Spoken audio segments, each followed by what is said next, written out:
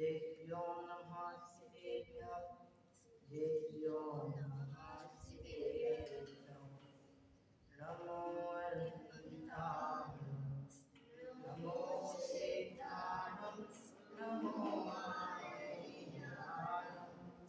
नमो वज्राय नमो सर्वसाहुरम्।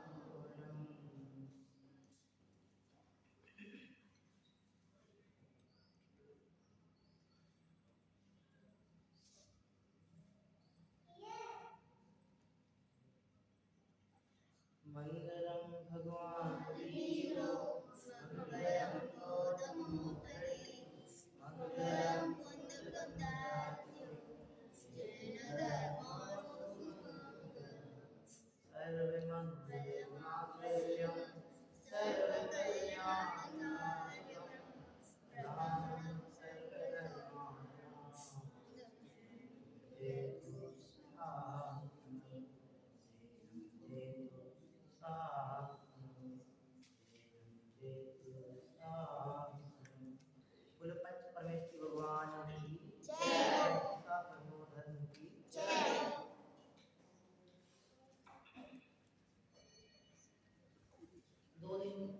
दो टाइम की क्लास में कल मैंने सुबह और शाम में प्रीति भावना के कुछ छंद पढ़े थे, आप सबने पढ़े होंगे। कल दो तीन बातें आपको उन छंदों के माध्यम से हमने आपको बताई। पहले मैं आपको बताया था कि सच्चे देव कैसे होते हैं, माने हमारे भगवान कैसे होते हैं, भगवान की सेवा। फिर कल रात की क्लास में आपको बताया था कि हमारे गुरु कैसे होते हैं, और शॉर्ट में हमने आपको बताया था। दोनों बातें आप लोगों को बोलनी, ठीक है? अक्ष कहाँ है? Yes, stand up. बोलो, सच्चा देव किसे कहते हैं? सच्चे देव कहते हैं वितरागी, हितोपदेशी और सर्वज्ञ। जो वितरागी और सर्वज्ञ और हितोपदेशी।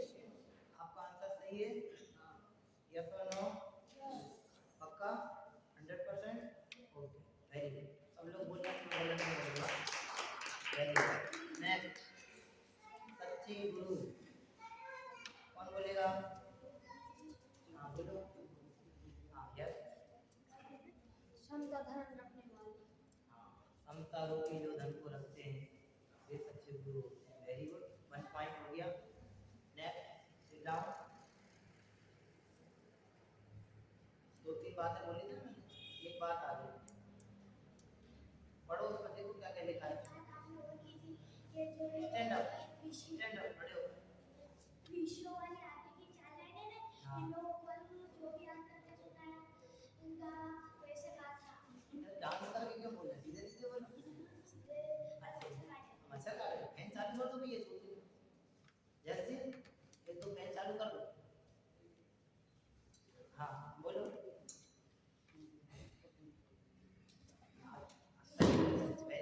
हाँ पढ़ो पढ़ो।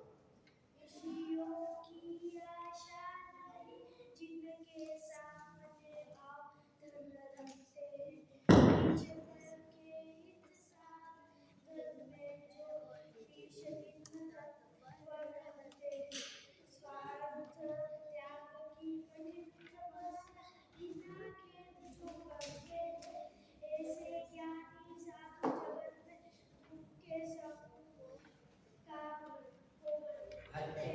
ठीक है, ये आपको 4 लाइन इसकी ध्यान में रहनी चाहिए। हमारे जो गुरु होते हैं वो सब विषयों के त्यागी होते हैं। फर्स्ट पॉइंट ध्यान में रखना, विषयों के त्यागी होते हैं। अब विषयों में 5 मिनट लंबा चौड़ा नहीं करते हैं, शॉर्ट में आप ध्यान रखें। फर्स्ट पॉइंट है विषयों के त्यागी होते हैं। दूसरा कल बताया था समता रूपी धन अपने पास में रखते हैं, बताया था। सेकंड पॉइंट क्या बताया था?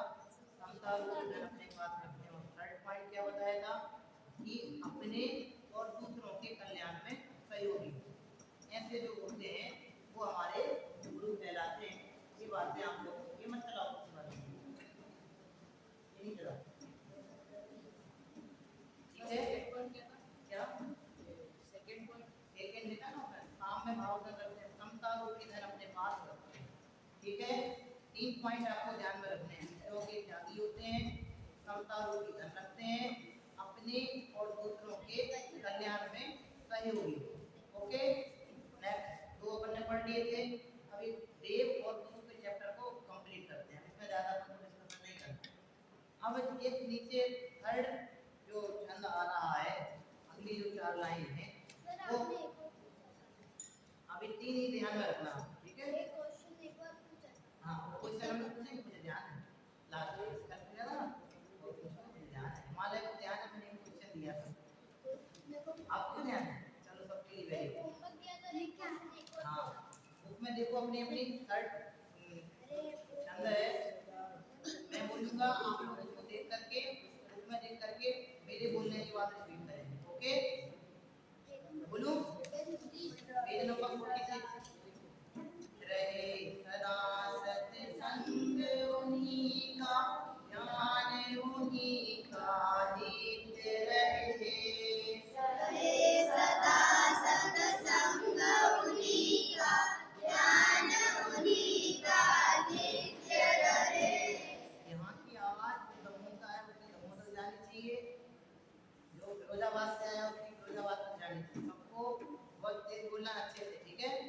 रहे सदा सत्संग उन्हीं का, ज्ञान उन्हीं का नित्य रहे, सदा सत्संग उन्हीं का, ज्ञान उन्हीं का नित्य रहे।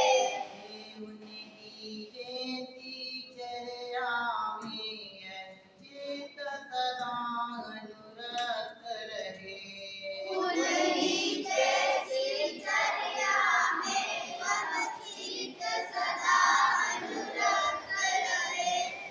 नहीं सताऊं किसी जीव को, झूठ कभी नहीं कहा करूं, नहीं सताऊं किसी जीव को, झूठ कभी नहीं कहा करूं।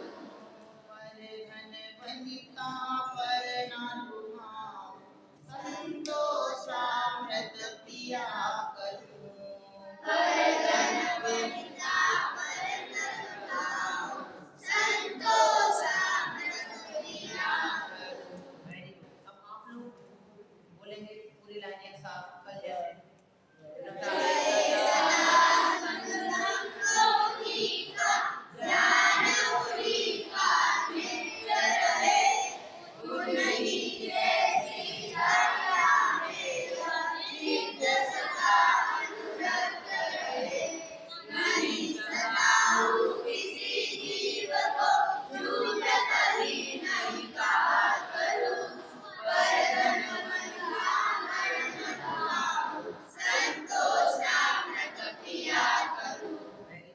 अच्छे से पढ़ी, पढ़ लोगे सब? ऐसा कोई जो 4 लाइन नहीं पढ़ पाएगा? चलो कौन कौन पढ़ लेगा, कौन नहीं पढ़ पाएगा, कौन पढ़ लेगा, कौन नहीं पढ़ पाएगा? हिमालय ना पढ़ पाएगा, कुछ नहीं कर पाएगा, हिमालय देख रहा है इसे। पढ़ लोगे? पढ़ के दिखाओ stand up. Yes, come here, ऐसे देख यहाँ देखो, हाँ ऊपर करके आते हैं, वेरी गुड, यस बोलो, दादाजी को सुनाई देना चाहिए, वो डन करेंगे तो मैं डन करूँगा, यस।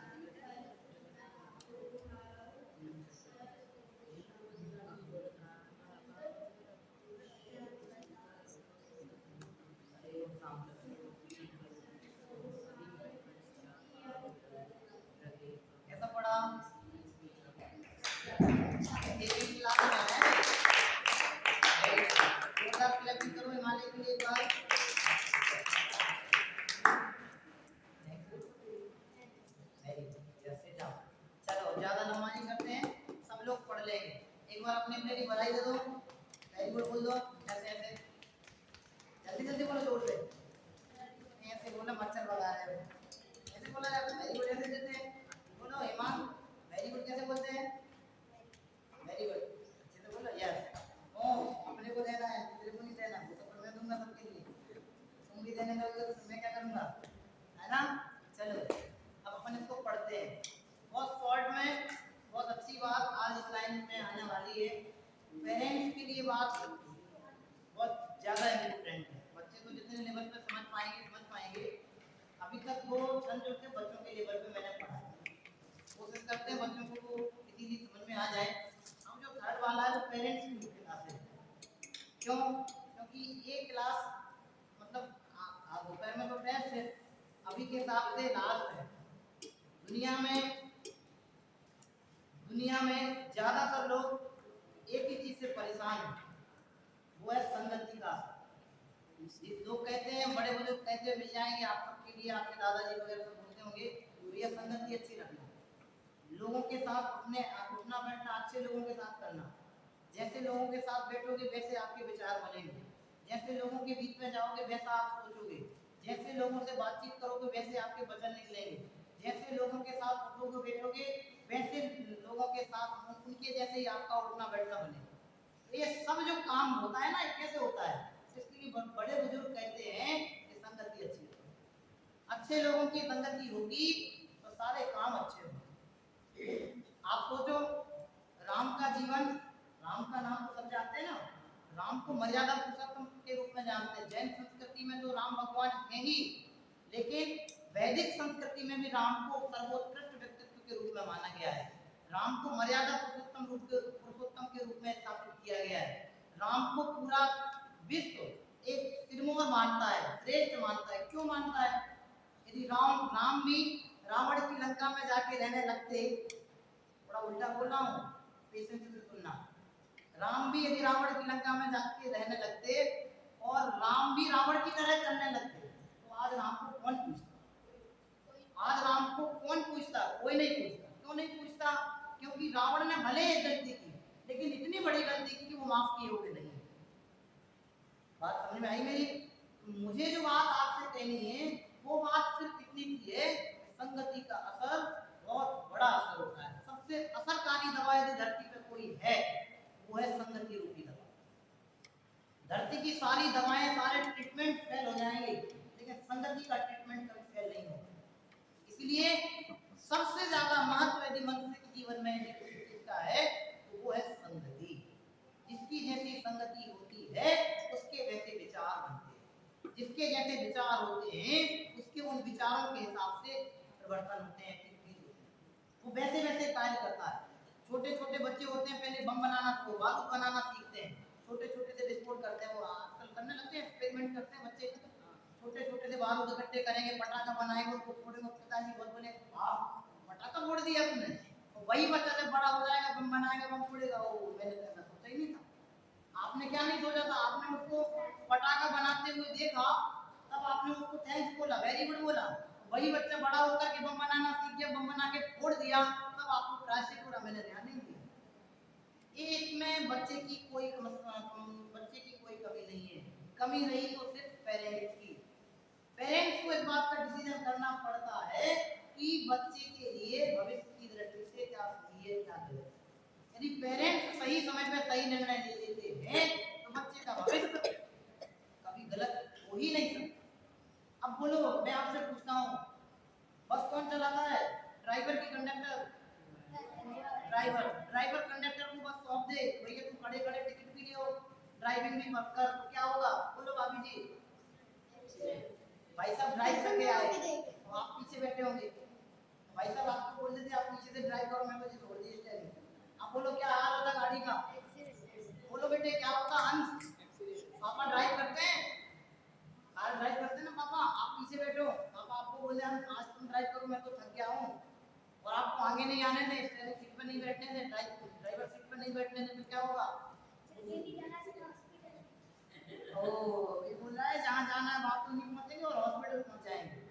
ऐसे मैं आपको कहना चाहता हूँ, यदि बस ड्राइवर चलाता है, ड्राइवर थोड़ी सी लापरवाही बरत के कंडक्टर को सौंप साथ जितने बच्चों मेंबर बैठे हैं सबके जीवन को खतरे में डाल देता है। ऐसे ही पेरेंट्स हैं, पिता हैं परिवार में, यदि पिता एक गलत डिसीजन ले तो बच्चों का भविष्य अंधकार में हो जाता है। बच्चे, मैंने कल आपसे कहा था मिट्टी का लंबा उदाहरण नहीं किया था, हमने शॉर्ट में कह दिया था, बच्चे खेत की मिट्टी की तरह होते हैं। उस मिट्टी में पानी डालना, उसको सॉफ्ट बनाना, उसको पूरा बराबर करना, मापना, पीसना, घिसना, सब जो प्रोसेस की होती है, तब जाके कहीं अंत में घड़ा बनता है। और सारे घड़े सही नहीं बनते, कोई घड़ा टूट जाता है, देखे होंगे किसी घड़ा में टूटा नहीं, हल्के हल्के पानी लीकेज रह जाते हैं, पानी लीक करता है। सारे घड़े, बहुत कम घड़े ऐसे होते हैं जो 100% ठंडा जल रहने वाले होते हैं। कुछ घड़े ऐसे होते हैं 15-20 दिन बाद ठंडा पानी होना बंद हो जाता है, और कुछ घड़े ऐसे होते हैं सालों चलते हैं, हमारा तो ये घड़ा बहुत अच्छा है। तो ये होता कैसे? ये होता है तराश में। कुम्हार जैसे जैसे मिट्टी को तराशता जाता है, उसको उसकी प्रोसेस के अनुकूल करता जाता है, वही मिट्टी जो खेत में लावारिस जैसी पड़ी थी वो आके घरों में, किचन में सज्जित हो जाती है घड़े में। ऐसे पत्थर देखो, धरती पे कितने पत्थर हैं, पत्थर देखो इतने सारे ब्लॉक बिछे हैं, सब लोग घूम रहे फिर रहे चल रहे, और एक पत्थर जिनको भगवान के रूप में आप पूज रहे हैं, ये संगति का असर है। कैसी संगति का असर है? भगवान ने हमारी संगति नहीं की, लेकिन इनकी जो प्राण प्रतिष्ठा में संगति बनी, प्रतिष्ठा हुई, पंच कल्याण हुए, अच्छे संसर्ग में जो पत्थर आ गए वे भगवान बन के पूज रहे हैं। और जिनकी संगति सड़कों पे रह गई तो वे पैरों पैरों तले रोने लगे। ये प्रैक्टिकल अपने को दिखाई देता है। मैं आपको हतोत्साहित नहीं कर रहा हूँ, मैं आपसे सिर्फ इतनी सी बात कह रहा हूँ कि एक छोटा सा निर्णय अपने और अपने साथ साथ अपने बच्चों के भविष्य के लिए 101% लाभदायक है। आपने महासती चंदनवाला का नाम सुना होगा, महिलाएं आपकी पार्टी का नाम ले लिया मैंने। महासती चंदनवाला एक ऐसी सती हुई, बहुत बड़ा नाम है अपने जैन धर्म में। भगवान महावीर की जो प्रथम आहार दात्री थी, जिन्होंने भगवान मुनिराज महावीर को सर्वप्रथम आहार दान किया था। किसका आहार दान किया था? हाथों में बेड़ियां बनी है, लेकिन भक्ति भाव देखो। मैं महासती चंदनवाला की बात आपको कर रहा हूँ। महासती चंदनवाला एक ऐसी सती हुई जिनके पारिवारिक जन्मजात संस्कार संगति इतनी सर्वोत्तम थी कि बीच बाजार में बोलियां लगने के बाद बिकने के बावजूद भी संस्कारों से डिगी नहीं। उन्हें जो जैन धर्म के संस्कार मिले, शील के संस्कार मिले, नैतिकता के संस्कार मिले, उन संस्कारों के बल पर उन्होंने अपने जीवन को सुरक्षित रखा और वो एक सामान्य सी लड़की महासती के रूप में बनकर के विश्व को प्राप्त। ऐसे नहीं बन जाती, हजारों लाखों लड़कियां होंगी देश भर में, विश्व भर में, सारी लड़कियां सती नहीं बनती। और उस समय तो एक एक राजा की 100 रानियां होती थी। 100 रानियों के कितने पुत्र होंगे भाई साहब, आप कल्पना करके देखो कितनी पुत्रियां होंगी, उनके परिवार में कितने पुत्र पुत्रियां होंगे।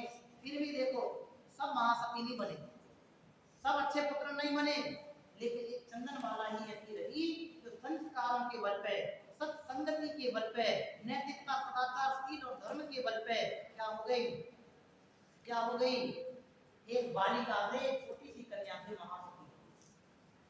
मैं आपसे पूछना चाहता हूँ, मैं आपको बोलना चाहता हूँ, आपसे मेरी रिक्वेस्ट समझ ले कि ऐसा कौन होगा धरती पे जो अपने बेटे को राम बनना देखना नहीं चाहे? ऐसा कौन होगा जो अपनी बेटी को सुपनका बनाना चाहेगा? सुपनका समझते हो? नहीं समझते, बच्चे नहीं समझते होंगे, बड़े समझते हैं। फिरोजाबाद वाले भाई समझ गए? कोई नहीं है, कोई नहीं है जो अपनी बेटी को, अपने बेटे को बुरी संगति में देखना चाहे। कोई नहीं है जो अपने बेटे को आतंकवादी बनता हुआ देखना चाहे। कोई नहीं है जो अपने बेटे को भ्रष्टाचार से लिप्त होना चाहे। आए दिन पेपरों में, न्यूज़पेपर में आ जाते हैं कि इस मंत्री ने ऐसा किया और फला किया, ईडी की रेड पड़ गई और इसकी रेड पड़ गई और एक दो तीनों के लंबी यात्रा पे निकल गया। ये आए दिन के बहुत एक संस्कारों का फल है। इसलिए बच्चों को बचपन के जो संस्कार मिलते हैं, आपने देखा होगा आम का पौधा, कोई सा भी पौधा ले लो, जब छोटा सा होता है तब उसको रेगुलर पानी देना होता है। बोलो बाबूजी, मंदसौर वाले भाई साहब, इतना सा पौधा मार्केट से लेके आए 200 रुपए का, और उसको हमने गमले में रोप दिया। उस पौधे को हम 10-15 दिन में एक बार पानी देंगे तो चलेगा? 10-15 दिन के गैप से यदि पानी दिया तो वो पौधा क्या हो जाएगा? सूख जाएगा। और कंटिन्यू उस पौधे को हमने पानी दिया, वो पौधा एक बड़े वृक्ष के रूप में प्राप्त होगा और एक दिन ऐसा आएगा कि उसको मधुर फल देगा। ये बच्चे उस नन्हे पौधे की तरह हैं जिन्हें डेली संस्कारों के टॉनिक की जरूरत है। आप टॉनिक के नाम पे क्या क्या खिलाते हो बच्चों के लिए? दूध में रोटी, बॉर्नवीटा और भी डॉट डॉट डॉट समझ लो सब।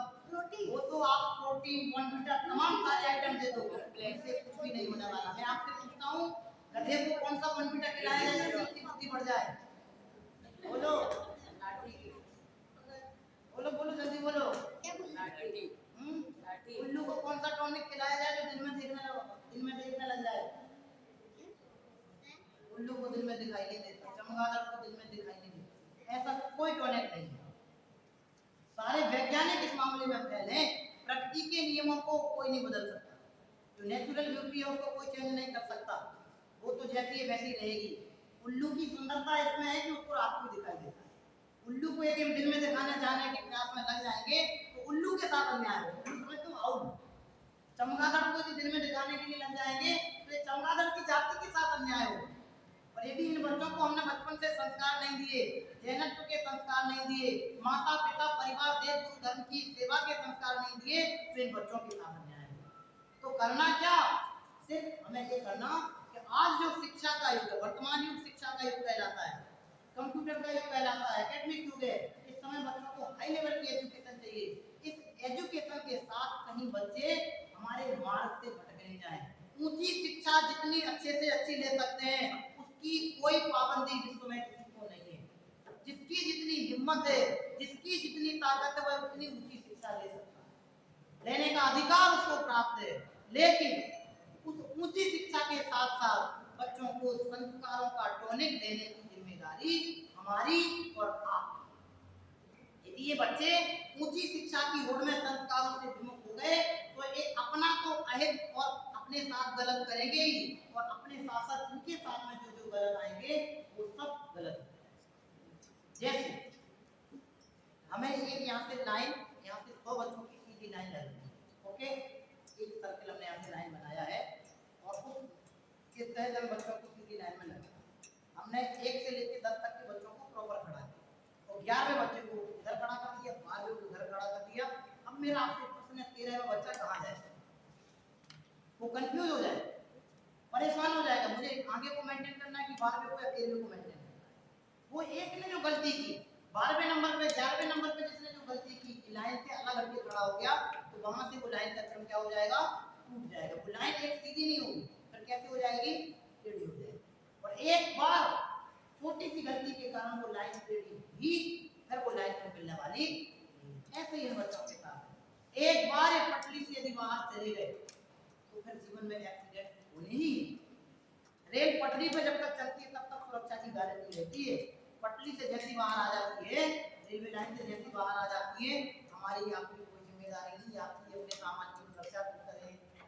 लिखा रहता ना बस स्टैंड पे, लिखा होगा या आपकी अपने सामान की सुरक्षा स्वयं करें, पढ़ा होगा क्यों लिखा होता है? आपकी रिस्पांसिबिलिटी, हम उसके लिए जिम्मेदार व्यवस्था दे सकते हैं आपको, देखना आपको जिम्मेदारी आपको निभानी है। ऐसे ही बच्चों के साथ पेरेंट्स को बहुत अधिक जागृति की आवश्यकता है, सटीक निर्णय की लेने की आवश्यकता है, और कब सटीक निर्णय भी सही समय पर लेने की आवश्यकता है। हम ये सोचें कि वो छोटा पौधा जब 15 साल बाद आम का पेड़ बन जाएगा तब पानी देंगे, तो फिर वो पौधा कभी पेड़ बनने वाला नहीं। और हम ये सोच लें कि इस पौधे को हमें आज से पानी देना है, तो उसकी गारंटी हम और आप दे सकते हैं कि 15 साल बाद एक आम का फल देने वाला, मीठा फल देने वाला पेड़ बन जाएगा। तो फिर क्या करना? उसके सही समय पर सही डिसीजन। रॉन्ग डिसीजन लाइफ में बहुत सारी विपरीत परिस्थितियों को ला देते हैं, इसलिए मेरी भावना में लिखना पड़ा उनको, रहे सदा सत्संग उन्हीं का। ऐसे तुक्के में नहीं लिख दी उन्होंने, मंच पे जो कवि आते हैं उनको पैसा मिलता है, पैसा लेने के लिए वो कविता पाठ करते हैं, पब्लिक को खुश करने के लिए, पब्लिसिटी के लिए कविता पाठ करते हैं, ऐसे उन्होंने नहीं लिखी है, चलते फिरते नहीं लिखी मेरी भावना।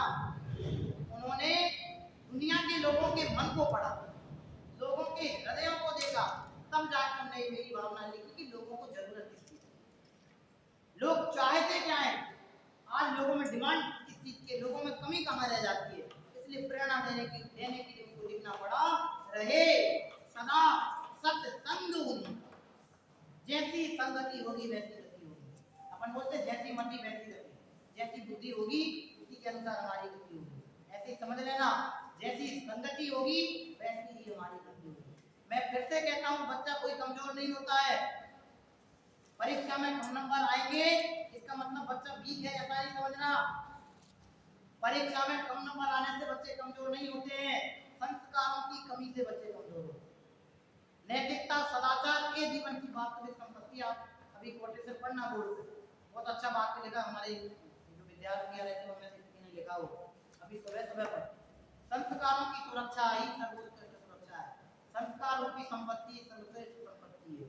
वो संपत्ति देना, रुपया पैसा मकान दुकान घर बार सब कमा लेंगे। आज के समय में पैसे की किसी को कोई कमी नहीं है, हर आदमी की स्मार्ट है। आपके पास 5 करोड़ की संपत्ति तो अगला 10 करोड़ लेके बैठा है। ईगो करने का किसी को कोई स्थान है ही नहीं। पैसे का युग है, सबके पास खूब संपन्नता है, किसी को कहीं से कहीं तक कोई कमी नहीं है। लेकिन कमी है तो सिर्फ इस बात की, बच्चे संस्कारों से विमुख हो रहे हैं, सदाचार से विमुख हो रहे हैं। आप देखो अभी होली के दिन की बात है, एक जगह में गया था, वहाँ करीब 250-300 पेरेंट्स मुझे मिले। सबकी एक प्रॉब्लम वहाँ है कि पाठशाला के संबंध में लेक्चर को वर्तमान समय पाठशाला क्यों खोलनी चाहिए। सबकी एक समस्या, बच्चों के पास मोबाइल आ गया है, बच्चे पढ़ना नहीं चाहते। अब मेरा आपसे प्रश्न है, दिया किसने? ये दिया किसने? मोबाइल के साथ में आप और हम न्याय नहीं कर रहे हैं, 24 घंटे यूज करते रहते हैं।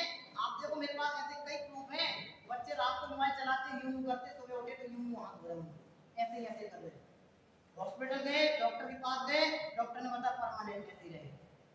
ये है संस्कारों का।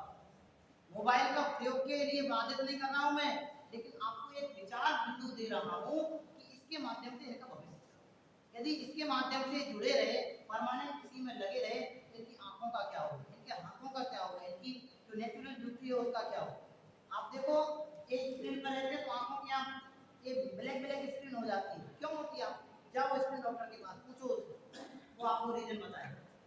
छोटे आज के पेपर की कटिंग भेजी मेरे को सुबह सुबह से, किसी ने आज का हो कभी का हो, एक पेपर की कटिंग आई, छोटे छोटे से बच्चों के आंखों पे चश्मे चढ़ गए, 2 की जगह 4 आंखें होगी। आप सोचो ये हो क्यों रहा है? बच्चे सही मार्ग से भटक रहे हैं। आप बोले इतना हमें क्यों सुना रहे हो, हम तो लेके ही आए हैं बच्चों को, अब जो करना तो आपको करना है, हम तो लेके ही आए हैं, आप जबरन हमें संस्कार सुनाए जा रहे हो। मैं आपको इसलिए सुना रहा हूँ कि आपका मन यहाँ 5 साल के लिए पत्थर का होना पड़ेगा। पत्थर का होना पड़ेगा भी, हम आपको बंदिश नहीं कर रहे।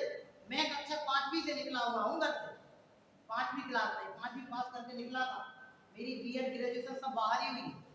साल भर में 1-2 बार ही घर पे आना जाना होता है, घर पे भी रिश्तेदारी जैसा आना जाना होता है। घर पे जाते तो मम्मी पूछती है क्या खाओगे, जैसे रिश्तेदारों से पूछते ना अपन आज क्या बनाएंगे, आपकी क्या पसंद है, ऐसे होता है घरों पे। क्यों होता है? क्यों होता है? इसलिए कि आप घर से बाहर आगे पढ़ने के, इसलिए आप में और वहां के रहन में आपके माता पिता ने कोई परिवर्तन किया। जब आप 5 साल के लिए सोना जितना तपता है उतना ज्यादा कीमती होता है। भाई साहब ज्वेलरी का काम करता हो तो आप समझ रहे होंगे, जितना ज्यादा सोना आग में तपाया जाएगा उतना शुद्ध होगा। जो जितना तपता है उतनी शुद्धता को प्राप्त होता है। सूर्य को देख लो, धधकता है तो चमकता है, यदि धधकना बंद कर दे तो उसकी चमक बंद हो जाए। ये बच्चे 5 साल धधकेंगे, 5 साल मतलब जब तक यहाँ पढ़ेंगे उसके बाद देखना इनका भविष्य चमकेगा। यदि इनकी चमक चाहते हैं तो इनको नैतिकतामयी संस्कारमयी शिक्षा से जुड़े। आप यहाँ जुड़े अच्छी बात है, जहाँ रहे वहाँ बच्चों को जुड़े। आज जो 20-22 बच्चे आए हैं, इनके इंटरव्यूज होंगे, कल तक इनके रिजल्ट बनेंगे, जिनके एडमिशन होंगे, मैं तो चाहता हूँ सबके एडमिशन हो जाए। मेरी तरफ से, हमारी तरफ से, हम लोगों का प्रयास सबका यही रहता है कि इतनी दूर से इतनी उम्मीदें लेकर के आप लोग आए हैं तो एक भी बच्चा हमारे यहाँ से खाली नहीं जाना चाहिए। लेकिन सबकी स्वागत अपनी अपनी योग्यता है। जैन शासन का एक बहुत बड़ा सिद्धांत है, मुझे भी ग्रंथों पर चर्चा नहीं करनी, इसलिए मैं ग्रंथ खोल के नहीं बैठता हूँ। यदि खोल के बैठे तो उस पर चर्चा नहीं करें तो उसका अपमान होता है, इसलिए सामने विराजमान इसलिए करते हैं सभा की मर्यादा के। लेकिन यदि बच्चों को श्रेष्ठ बनाना है, अच्छे से बनाना है, इन सब चीजों से जोड़ना है।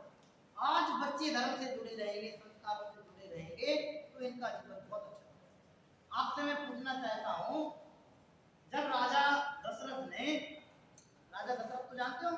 कौन से standard? Yes, what's your name? Ram भगवान की गीता ठंडी लग रही है, अच्छे से बोलो। राम के पिता, ठीक है। भगवान के तो पिता होते नहीं। बोलो बाबू जी, भगवान के माता पिता होते हैं? सोच समझ के आंसर दें, मैं नहीं तो हमारे दावत वाले भाई साहब देंगे। बोलो, होते हैं कि नहीं होते? बोलो भाई साहब, भगवान के माता पिता होते कि नहीं होते? बैठे बैठे बोलो, आप लोग खड़े मत हो, अच्छा नहीं लगता मुझे। हाँ, भगवान के माता पिता नहीं थे। आदिनाथ भगवान के माता पिता नहीं थे, आदिनाथ राजकुमार के माता पिता। ये पढ़ाई सिस्टमेटिक होगी तो ये बच्चे सीखेंगे। जनरल सब जगह ये सिखाएंगे आपको, भगवान आदिनाथ के पिता का नाम बोलो। बोलो बोलो। गंगाधर राव। भगवान आदिनाथ के पिता का नाम क्या था? राजा गंगाधर राव। मम्मी से पूछना ये गंगाधर राव कौन थे, फिर मेरे को बताना ऑफिस में गया, ठीक है। बोलो, कुशलगढ़ कहाँ गया? यस, अंश आपके बाजू वाला, आपने बता दिया। Yes, stand up. एक मिनट, गलत था नाम ही किसने बताया आपको? एकदम से पहले आ गया आपने। Okay, yes, stand up. बोलो, भैया ने क्या बताया? क्या बोला भैया ने? गंगाधर राव। मैंने क्या पूछा था? भगवान के माता पिता कौन थे? भगवान के आदिनाथ, भगवान आदिनाथ के पीछे ध्यान से सुनो, बैठ जाओ, कोई डिस्टर्ब नहीं करना। हाँ, क्या बोल रहा था मैं? तो ये चीज अपन को ध्यान में रखना। मैं आपको राजा दशरथ की बात बता रहा था, उसको बोल के अपन अपनी बात पूरी करेंगे। फिर बच्चों से थोड़ा थोड़ा ऑफिस में मिलना है, उसके बाद अभी आपके कार्यक्रम की जानकारी भी देनी है। एक छोटा सा एग्जाम्पल आपको देके बात करता हूँ, संस्कारों का महत्व देखना आप। राजा दशरथ का नाम आप जानते हैं, रामायण का प्रसंग है। राजा दशरथ ने वैदिक संस्कृति के हिसाब से समझना, विजय संस्कृति को गौण रखना। राजा दशरथ ने अपनी पत्नी की वचनबद्धता के कारण राम को 14 वर्ष की वनवास की घोषणा। ये सबको प्रसंग ख्याल में आ गया ना? मैं लंबा चौड़ा नहीं करता हूँ, आपके दिमाग में आ गया होगा, माइंड में क्लिक कर गया होगा, ऐसी ऐसी घटना हुई। आप 2 मिनट के लिए इमेज करो, तो करो, उसके बैकग्राउंड में जाने की कोशिश करो कि राजा दशरथ अपने घर में बैठे हुए हैं, बेडरूम में बढ़िया बैठे हैं, परेशान हैं, उन्होंने घोषणा कर दी, राम वहां उनके पास पहुंचे, पिताजी मुझे आज्ञा दो बन जाने। अब पिताजी आंखों से धारा बहा रहे हैं, आज्ञा नहीं दे रहे हैं। उसी बीच लक्ष्मण आ जाते हैं, पिताजी भी आज्ञा दो, हमें भी राम के साथ बन, जहाँ राम रहेंगे वही हम रहेंगे। उसी बीच सीता आ जाती है, वे भी पूछती हैं पिताजी हमें भी आज्ञा दो, जहाँ मेरे पति रहेंगे वही हम रहेंगे। अब पिताजी ने तो एक को आज्ञा दी, एक का आदेश दिया था राम का। उन्होंने तो नहीं कहा था राम के साथ लक्ष्मण भी जाएंगे, उन्होंने तो नहीं कहा था कि लक्ष्मण राम के साथ लक्ष्मण भी जाएंगे, राम के साथ सीता भी जाएगी। फिर लक्ष्मण और सीता को ऐसा क्या पूछा जो उनके साथ चले गए? ऐसी क्या परिस्थिति बनी, किसने परेशान किया, किसने उनको टॉर्चर किया, जिसके कारण लक्ष्मण और सीता को भी डिसीजन लेना पड़ा कि नहीं, हम अपने अग्रज राम के साथ जाएंगे, हम अपने पति राम के साथ। ऐसी क्या कंडीशन उनके साथ है? वो संगति नहीं, अभी मैं बहुत अच्छी बात बोलने वाला हूं। वो उनके पास जो संस्कार थे, जो उनके लक्ष्मण के अपने अग्रज भाई के प्रति भ्रातृ प्रेम के जो संस्कार थे बचपन से, उन संस्कारों के बल पर नहीं। आज तक मैंने अपने राम की सेवा की है, राम की आज्ञा में मैं रहा हूँ, राम जहाँ रहेंगे वहीं मैं रहूंगा, राम के बिना लक्ष्मण कहाँ से होगा। बहुत अच्छे अच्छे बात हैं अपने आदि पुराण वगैरह में, पुराणों में ऐसे ऐसे कथन लिखे हैं, उसमें लक्ष्मण के राम के प्रति क्या वचन निकलते हैं। जीवन भर मैंने राम की सेवा की है, अब मैं 14 वर्ष के लिए अकेला राम को वनवास में भेज दूं, जहाँ ऐसे भयानक जानवर होंगे, जंगली हिंसक जानवर होंगे, वहां राम को अकेला छोड़ दूं? नहीं, ये अन्याय, ये धर्मता मुझसे नहीं हो सके। ये भाई के प्रेम के संस्कार उनके हृदय में थे, भाई की सेवा के या बड़ों की सेवा के जो संस्कार उनमें से बचपन से, उसको उन्होंने निभाया। और राम के साथ हंसते हंसते लक्ष्मण ने भी क्या चुना? महलों का सुख छोड़ करके जंगल का निवास। ये है संस्कार। मैं ये नहीं बोल रहा हूँ कि अपने बेटे बच्चों को जंगल दे, आजकल तो जंगल में नहीं रह भेजेंगे ना, बड़ी मुश्किल से देखने को मिलते हैं। मैं तो आपसे ये बोल रहा हूँ कि ये सीख, ये समझ लक्ष्मण को किसी ने नहीं कहा था भैया उनको वनवास हो गया, तुम्हें बचपन से सेवा करने का अवसर मिला, अभी तुम भी जाओ, तब तुम भी फेमस हो जाओगे। तो ऐसा किसी ने नहीं किया, नहीं कहा। उनके माइंड में जो सीख बैठ गई थी, समझ, अच्छी गंभीरता जो उनके पास विकसित हो गई थी, जो संस्कार उनके विकसित हो गए थे, उसके कारण उन्होंने सेल्फ डिसीजन लिया और राम के साथ बन जाने सीता जो उधर भी अपने मायके पक्ष में एक राजा की पुत्री थी, इधर भी एक राजा की बहू है, दोनों तरफ कहीं भी चलो आजकल की बहुएं होंगी तो क्या सोचेंगी, आपको जाना तो जाओ, आपको अपने मायके जाना है, वही रहेंगे हम। समय अपडेट हो गया है आजकल ऐसा हो, लेकिन उस समय ऐसा नहीं था। जहां पति रहेंगे, वन में रहेंगे तो वन में, कहीं भी रहें, कैसी भी परिस्थिति में रहें, भूखे रहना पड़े तो मैं भूखे रहूंगी। एक साड़ी लेके निकल गई थी था, आज का माता जी जो वस्त्र धारण करती हैं वैसे वस्त्रों को बिल्कुल सिंपल, जो सिर से लेके पैरों तक, नक से सिर तक जो स्वर्ण आभूषणों से कैसी हो रही थी, तो वहमान हो रही थी एक समय पहले, सब कुछ वहीं छोड़ करके चली गई थी लक्ष्मण, राम लक्ष्मण जी पीछे पीछे। आप कल्पना तो करके देखो कैसा कैसा महात्मा है संस्कारों। मुझे तो आपसे कहना है कि सीता के हृदय में यदि पति की सेवा और पति धर्म के संस्कार नहीं होते तो वो कभी भी राम के साथ जाने के लिए तैयार नहीं। उसे क्या पड़ी थी इतना बड़ा सुख वैभव छोड़ने के लिए, और वो 5-14 वर्ष आराम से रह सकती थी, लेकिन नहीं। संस्कारों की सुगंधी इतनी अच्छी होती है कि जो सबके जीवन को श्रेष्ठ और सुंदर बना देती। इसलिए संस्कारमयी शिक्षा की नितांत आवश्यकता है। संस्कारों के बिना जीवन अधूरा है। संस्कारों के बिना जीवन का, मैं बहुत कठोर शब्द में बोलना चाहता हूँ, संस्कारों के अभाव में जीवन का सत्यानाश। सत्यानाश होगा तो चलेगा, संस्कार नाश होंगे तो बिल्कुल नहीं चलेगा। संस्कार बिलस जाएंगे तो जीवन बिलस जाएगा। संस्कारों की कमी होगी तो जीवन में कमियां कमियां कमियां बनी रहेगी। आपको मोबाइल चलाना नहीं आएगा तो चलेगा, मोबाइल चलाना नहीं आएगा चलेगा, लैपटॉप चलाना नहीं आएगा चलेगा, लेकिन ये मेरे पिता है, ये मेरी माता है, मुझे माता पिता के प्रति क्या कर्तव्य है, ये नहीं आएगा तो बिल्कुल नहीं चलेगा। हमारे बच्चों में ये संस्कार होने चाहिए कि वो अपने माता पिता परिवारजन सबका बराबर यथेष्ट सम्मान करें, उनको आदर दे सकें। देखो बहुत अच्छे अच्छे प्रसंग याद आ रहे हैं, आप मुंशी प्रेमचंद को देखो, भाई साहब तो कॉलेज में प्रोफेसर है, पढ़ाते हैं फिरोजाबाद में, आप तो उससे जुड़े हुए हैं एजुकेशन से, और भी कई अध्यापक अध्यापिकाएं आप में से होंगे, विद्यालय से जुड़े होंगे। मुंशी प्रेमचंद एक बहुत बड़े राइटर हुए, बहुत स्टोरी, बहुत नॉवेल्स उन्होंने हिंदी में लिखे हुए। उनके साहित्य को आप पढ़ के देखो, उन्होंने कैसी कैसी परिस्थितियों को उसमें उकेरा। वो कई जगह लिखते हैं कि आज की पीढ़ी को, वर्तमान पीढ़ी को वर्तमान में किन चीजों की आवश्यकता है। मेरा आपसे कहने का तात्पर्य मात्र इतना है कि आप यहाँ से लेके आप 7 किलोमीटर 5 किलोमीटर जो बांसवाड़ा पड़ता है वहां तक जाएंगे, ऐसे अनेकों प्रसंग मिलेंगे। आप डीपली वॉच करना, बस स्टैंड पर खड़े हो तो आप भीख मांगते हो बच्चों को देखना, तब आपका हृदय करुणा से भर जाएगा कि तुमने ऐसे क्या पाप किए मैंने भीख मांगने। ऐसे आपको कई बच्चे मिल जाएंगे जो एक एक रोटी के टुकड़े के लिए मोहताज रहेंगे। ऐसे आपको सैकड़ों बच्चे मिल जाएंगे जिनको कपड़ा, तन ढकने के लिए कपड़ा पर्याप्त मात्रा में नहीं मिलता, लेकिन अपने बच्चे इन सब परिस्थितियों से बहुत खुश हैं। बस थोड़ी सी कमी जो रह जाती है उसको और हमें पूरा करना है, तो ये क्या हो जाएगा, सोने पे सुहागा वाली बात हो जाएगी। इसलिए आप लोग इन्हें दूर दूर से पढ़ाए हैं, खूब अच्छा मन बना के आए हैं, बहुत अच्छी प्रसन्नता से यहाँ रह रहे हैं, बहुत लंबा सफर सब लोगों ने किया है, अपने अपने बच्चों के साथ आप लोग आए हैं, और लोगों को भी आप लोगों ने निश्चित प्रेरणाएं की ही हैं। बच्चे आए हैं और भी बच्चे हमारे यहाँ आने वाले हैं।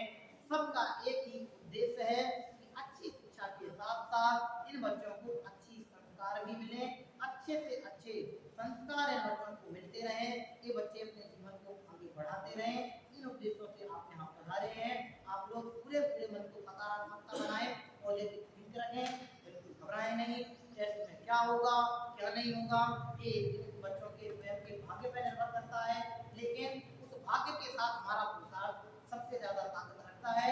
हमारा पुरुषार्थ, हमारी मेहनत, हमारी प्रेरणा, हमारा विश्वास, हमारा सेल्फ कॉन्फिडेंस और हमारा बच्चों के प्रति लगाव जितना अधिक मात्रा में होगा, बच्चे उतने सेंसिटिव होकर के इन सब चीजों को आगे करेंगे, इनमें महारत हासिल करते हुए पास होंगे, नियत रहेंगे, और सब बच्चे लगभग अपने सिलेक्ट होंगे, मतलब जिनकी जैसी योग्यता होगी प्रदान करें।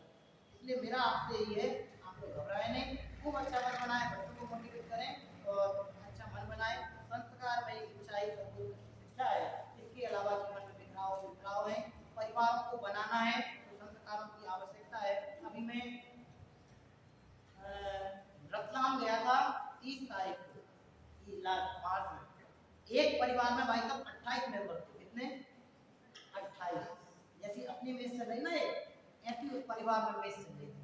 मैं देख के असम में जब मैंने उनसे पूछा, हमारा सुबह का नाश्ता वहाँ पे था, मैंने उनसे पूछा, मैंने कहा भाई साहब कोई फंक्शन वगैरह है क्या, इतना सारा भोजन आप बना रहे हैं? वो लोग आए, इतना सारा भोजन किस बोले? हमारे ज्वाइंट फैमिली 28 मेंबर है, और उनके जो घर में वर्कर हैं 5-7 जो रहते हैं सफाई वगैरह कपड़े वगैरह धोने वाले, उन सबका ही भोजन है। करीब 32 से 35 लोगों का भोजन उनके यहाँ दोनों टाइम होता है। मुझे सुनकर के इतना अच्छा लगा, इतना अच्छा लगा, इतना अच्छा लगा। जहाँ जहाँ ज्वाइंट फैमिलियाँ हैं, जहाँ जहाँ सामूहिक परिवार है, यूँ समझना कि वे स्वर्ग से भी सुंदर है। और जिन परिवारों में पत्नी है, अकेले बच्चे हैं, पति है, कमा रहे हैं, खा रहे हैं, तो जीवन बिल्कुल बेकार। बच्चों को माता पिता के, दादा दादी के संस्कार तो नहीं मिल पाते हैं, बच्चे इसलिए बहुत गहराई से आप लोग सोचना कि एक बड़ा पूरा परिवार बच्चों को यहाँ देने का प्रयास करते हैं, जिसके माध्यम से सीखते हैं। मैं एक और बहुत बड़ी बात आपसे कह देता हूँ, आपके लिए तो आपका बच्चा आपका है, आपके लिए तो आपका बच्चा आपका है, लेकिन यहाँ रहने वाला बच्चा हमारा बच्चा। समझे? मैंने बहुत बड़ी बात बोल दी। आपके लिए तो सिर्फ आपके बेटे के नंबर मायने रखते हैं, मेरे लिए मुझे अपने पूरे स्कूल के नंबर मायने रखते हैं, मेरे साथ जितने विद्यार्थी रहते हैं उन सबके नंबर मायने रखते हैं। एक अच्छे अध्यापक की पहचान ही यही है कि वो एक अकेले विद्यार्थी को, इंटेलिजेंट विद्यार्थी को मुख्य नहीं रखते, वो सबको समान तुल्य देख करके उनको डेवलप करने का प्रयास। वही सोच आप लोग लेकर के आए, हमारा तो यही उद्देश्य है। आप अच्छा मन बना के आए, अच्छा मन बना के रहते रहें, तो प्रेरित करें। इनके जो टेस्ट वगैरह होने वाले इनको मोटिवेट करते रहें। अभी यहाँ से थोड़ा एक टाइम रहेगा, 11 बजे तक उनका भोजन रहेगा, तो तब तक बच्चों को आप लोग अच्छा तैयार करें, ऐसी हमारी भावना है। खूब अच्छा मन बनाए, सबके लिए हमारी शुभकामनाएं हैं। यहाँ से आप लोग विद्यालय जाएंगे, टेस्ट होगा, उसके बाद दोपहर में फिर अपन मिलेंगे। तब तक के लिए आप लोग अच्छे मन बनाए, इसी भावना के साथ अभी बहुत बहुत शुभकामनाओं का धन्यवाद। जय जय विराम देते हैं। ओम नमः शिवाय। बोले पंच परमेश्वर भगवान की जय।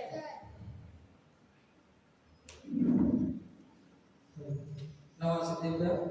अभी हम सभी